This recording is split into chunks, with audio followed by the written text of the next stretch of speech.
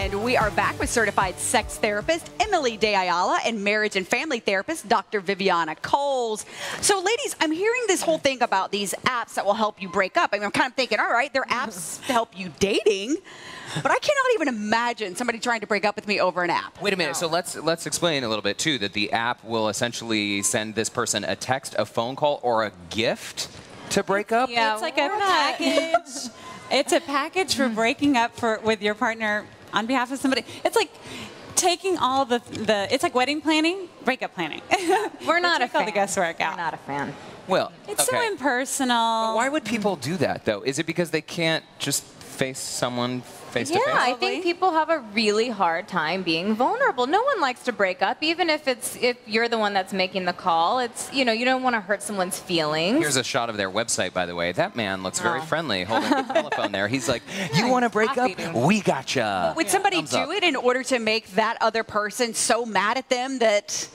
No, I don't think Breakup that will it's. stick? I don't think that the intention is to really hurt that person. I think it's a way to do it where you try to avoid the. You're not the bad guy. You're not the bad guy. Like to let them down makes you the easily? worst Let them- See, I I think it think would that's be the worse too. idea, but it is worse. So there's been a little bit of research that suggests if you can break up with someone with dignity and with integrity, Yeah. and when you calmly confront them and say, hey, you know, I've really enjoyed spending time with you, but I don't think this relationship is going to work for me, the trauma that person feels is actually less than if you just ghost or avoid or use an app. I have been ghosted before, I will admit that. But Yeah. what is the way to break up?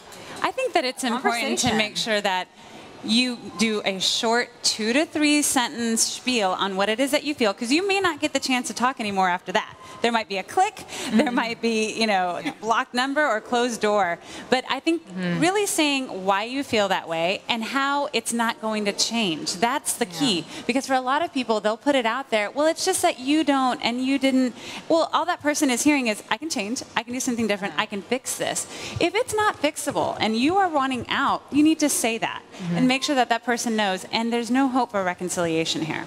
Oh. What about like the 21-day rule? You know, you often hear to break a habit, it takes 21 days. You know, I mean, do you need to like no contact with the person afterwards? I'm a big fan of no contact. So am I. What? Because getting wonder. back I've been doing together, everything breaking up, wrong. you know, that staggered breakup again tends to make the trauma worse. So you want to do this in a way that is going to, you know, maintain respect for the other person's dignity and be trauma minimizing. So usually a clean break is best. And the hardest thing about a breakup is typically all of the things that you've shared with each other, the texting, the calling, the doing this on a Sunday and this on a Wednesday.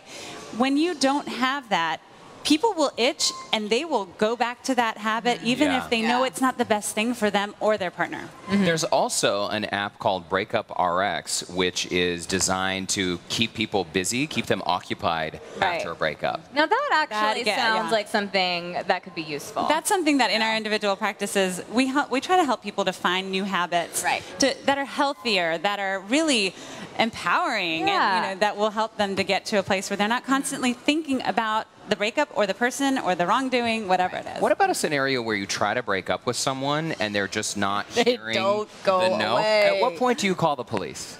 Oh gosh. I mean, you I ever wouldn't feel call the like police you're- if your life is in danger. You ever I mean, feel otherwise- unsafe? No, seriously, how do you handle that? They will, like if they're stalking you, Yeah, or they're just calling you and they're not just taking can't let no for an go. answer. Yeah. well, I there mean, are at ways that to point, block. Yeah, I mean, you may have to block a number. But even if not, I do think that you should tell people around you that this is a concern for you.